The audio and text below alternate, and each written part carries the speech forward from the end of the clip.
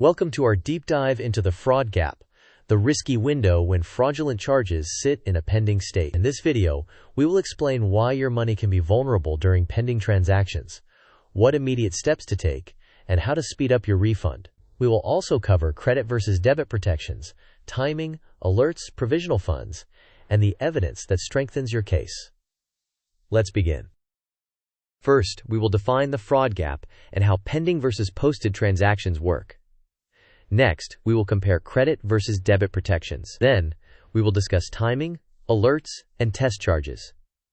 After that, we will explain provisional refunds and typical timelines. We will also describe the types of evidence that can help your claim. Finally, we will provide a step-by-step action checklist, test your knowledge with quick quizzes, and summarize the key takeaways. Before we proceed, this video is for educational purposes only and is not financial, legal, or regulatory advice.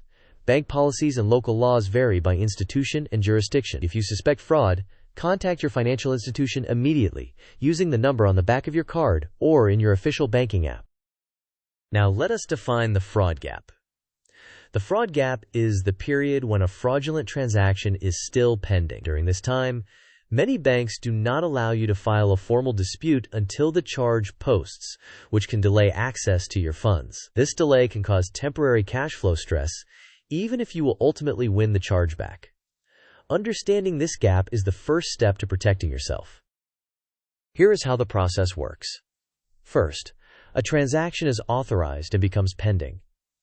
An authorization hold reserves funds but does not finalize the transaction. Next, merchants submit settlements in batches that convert pending charges to posted charges.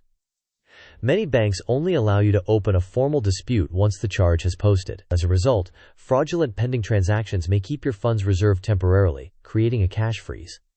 Once posted, you can open a dispute, triggering an investigation. During the investigation, the bank may issue provisional credit. Eventually, the outcome is finalized, either through a chargeback or merchant representation, and funds are resolved accordingly.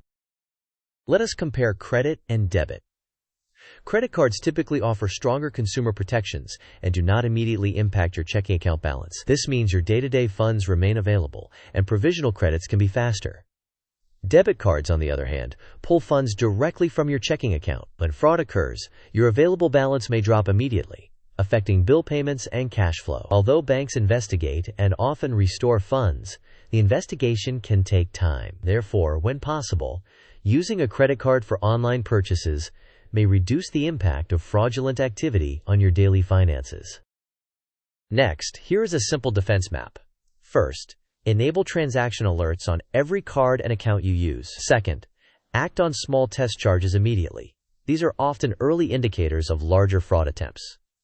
Third, freeze or block the card and contact your bank right away. Fourth, document everything, including screenshots, dates, call logs, and case numbers. When the charge posts, file the dispute promptly, track provisional credits, and follow up until the case is fully resolved.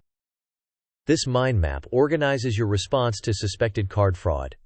At the center is the event itself. One branch covers immediate actions such as freezing the card, contacting the bank, and changing passwords. Another branch focuses on evidence, including screenshots, transaction identifiers, location data, and any messages exchanged with the merchant or bank. Timing emphasizes rapid reporting, monitoring when the charge posts, and scheduling follow-ups. The card type branch highlights the advantages of using credit for online purchases and the cash flow risks of debit. Provisional funds reminds you that temporary credits may be reversed, so treat them cautiously. Prevention includes enabling alerts, using strong passwords, applying two-factor authentication, and preferring credit online when feasible.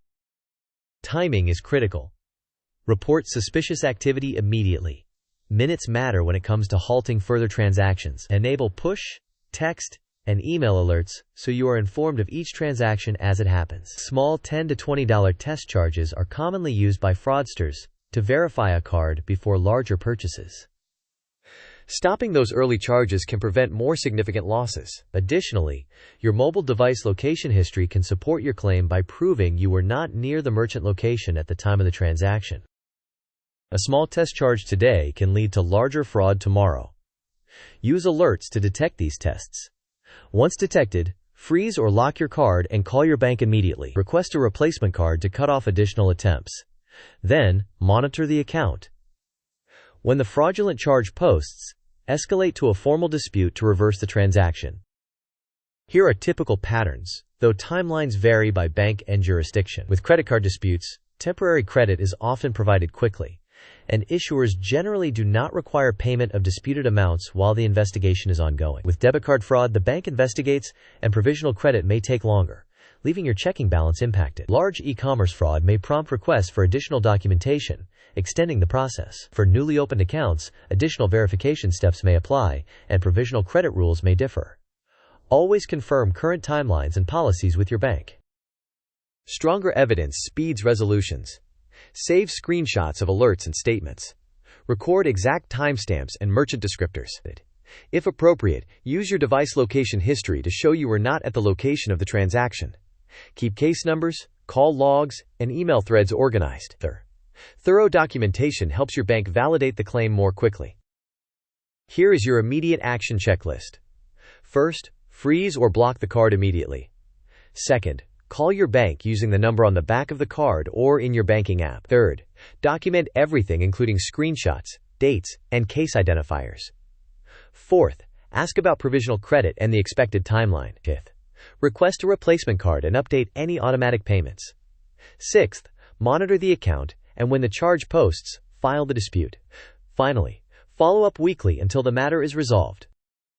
As a quick Markdown-style reference, remember to report immediately, enable all alert types, treat small test charges as emergencies, and freeze the card while requesting a replacement. Save all evidence, such as screenshots, timestamps, and case identifiers. Treat provisional funds as temporary, and spend cautiously. Prefer credit online when possible to better protect cash flow. Use location data if it supports your claim. Quiz time. Which payment method typically protects your day-to-day cash flow better during a fraud investigation? Option A is debit card. Option B is credit card. Option C is prepaid card. Option D is bank transfer. You may pause the video now to think about the answer. We will discuss the answer in the next section of the video. The correct answer is credit card. Credit cards generally offer stronger consumer protections and do not draw directly from your checking balance, so your day-to-day funds are not frozen during the investigation. Here is the next question. You notice a suspicious $20 online charge that is pending. What is the best immediate move? Option A is wait until it posts to do anything. Option B is freeze the card and call the bank now. Option C is ignore it because it is small. Option D is withdraw cash to avoid fees. You may pause the video now to think about the answer. We will discuss the answer in the next section of the video. The correct answer is to freeze the card and call the bank immediately. Small test charges are frequently used to verify a card before larger transactions. Prompt action can prevent bigger losses. This timeline shows the typical flow from detection to resolution. On day 0, suspected fraud is detected, the card is frozen, and the bank is contacted. Over the next several days, the pending transaction may transition to posted. Once posted, a formal dispute is opened. During the investigation, the bank may request evidence and can issue provisional credit. The merchant then has a response window. Finally, a decision is made resulting in either a chargeback or a denial.